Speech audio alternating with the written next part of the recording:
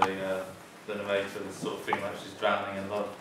And then I noticed that the clarinet was louder, certainly at the beginning, than the female voice. Was that deliberate, or was that just a vague view of the recording? When it was recorded, basically I did a similar thing to what when June was talking about, and I had about 4 music stands, because there was no page turns at all. So basically there was a microphone in the middle. Okay. And I started here, and my mezzo-soprano was here, and I gradually moved further away from the microphone as the performance went on. So it picked me up better. Right. So from an audience point of view, it was not going to be like that. Okay. But it's not just about volume, actually, is it? It's about activity. Yeah. Because I mean, it's a really there was good that point. aspect to it as well. The clarinet is much more active at the beginning in a way that it feels like you're not quite sure where the focus is, and actually that's a rather fantastic. It's a that was the kind of the wavy idea. There was meant to be that obscuring, but in terms of the actual volume of it, that was not deliberate. It struck me immediately because it's so rare that you hear the voice lower than the other instruments. I mean, so there was this kind of I mean, if you can imagine, just the vocal part was a kind of a line, and the clarinet part was this kind of wavy line going around it. And that subversion of kind of what is melody, what is accompaniment, in a sense. You almost feel like the voice, even though it's carrying the text, is sort of somehow weirdly, in the sense of the music, is at a low level of importance. It was kind of meant to be in a way, because there was always the issue of when you're writing for voice on one instrument, when the instrument has got a much vaster range than the voice has. Do you just centre around one kind of level? Literally the voice is here and the clarinet is there. So I think I kind of escaped kind of those by actually deciding to physically implement the clarinet obscuring the voice in that piece. But also I kind of tried to make it like a duet, really. Obviously, but as well, when you're listening to something, you very often listen more to a singer than you do to an instrumentalist, just because you're trying to pick up what the words are, and the idea of people not always being able to work out what the words were, I thought was quite a nice one.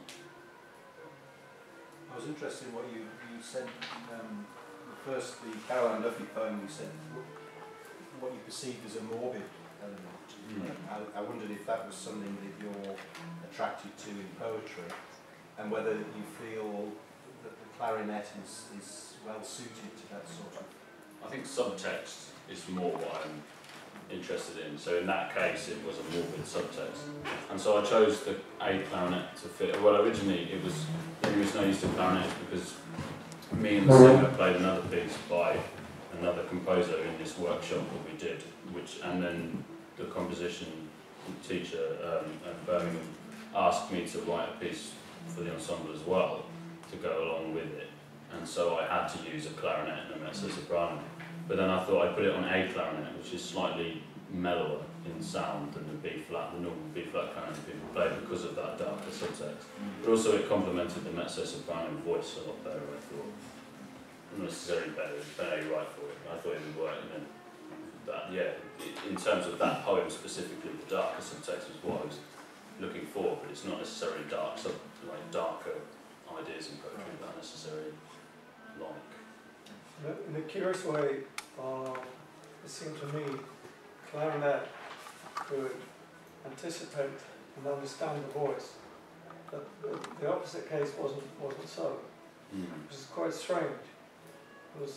Although the clarinet had a greater range and, let's say, more meaning actually, it nevertheless seemed to know more about the voice than the voice knew about the clarinet, and I found it really quite strange and curious and interesting.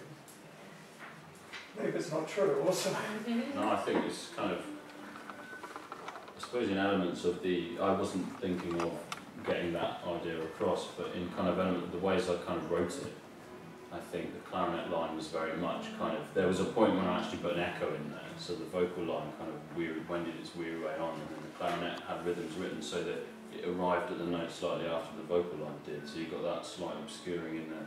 But also the clarinet at points played the note that the soprano was then going to pitch, which was deliberate, partly because I wanted to get that kind of dovetailing effect of one note and then one instrument moves, so you kind of feel like there's one voice happening, and then the clarinet moves, say, downwards I think, most of the time from it, and then it gave the harmony, and you were like, oh, it was a bit of a... But I think that would probably give that effect that you were talking about, because it did anticipate the note, and also it had the added bonus of the soprano being able to pitch her note when she had to come in. Mezzo soprano, but which is half the battle, I think, trying to learn these things. I wanted to ask, with reference to the Carol about gender in like the use of the voice, because I mean the poem, I'm not sure it specifies that the speaker is female, does it? No, I mean, to be honest with you, the reason I used the woman was because I had to write for her. My brief was to write for a female, but I certainly had a woman in mind when I was. Yeah. I think it's just because she's very up on her gender issues, isn't she? Yeah. I'm not saying that in a homophobic way. Stop thinking. But I know what you mean. I think because it was written by a woman, I automatically assumed that well, I would anyway. Yeah. I don't know about But anyone I think else. there's also like the poem's also, I mean, it's got a morbid element, but it's also kind of about female sexuality as well. Yeah. Yeah, I just wondered if you felt that the idea of the gendered voice was intimately connected to the way that you hear. I think if I wasn't writing for a woman, then I probably would have written it differently. But I think when I first read it, if I had to choose a singer, I would have chosen a woman. You know, I won't deny that. I always had a woman in mind when I was reading poems. Well, you touched on a very interesting issue, which is about the relationship between the textual voice and the musical voice. And I mean, you know, I'm sure a lot of singers, there's a lot of repertoire which plays with that, you know, particularly in the operatic repertoire, where you have roles for female singers playing male characters. And this has come up in previous years, actually, that could be quite interesting. And sort of vice versa as well.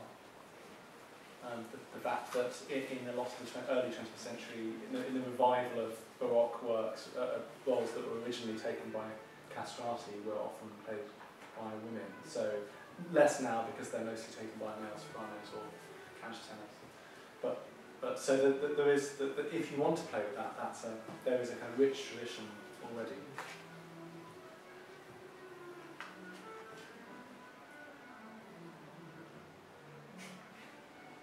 I love that we're being kind of competition for the two cellos next door. The next person has to crank the volume up a little bit more. Great. Thanks very much, Pat.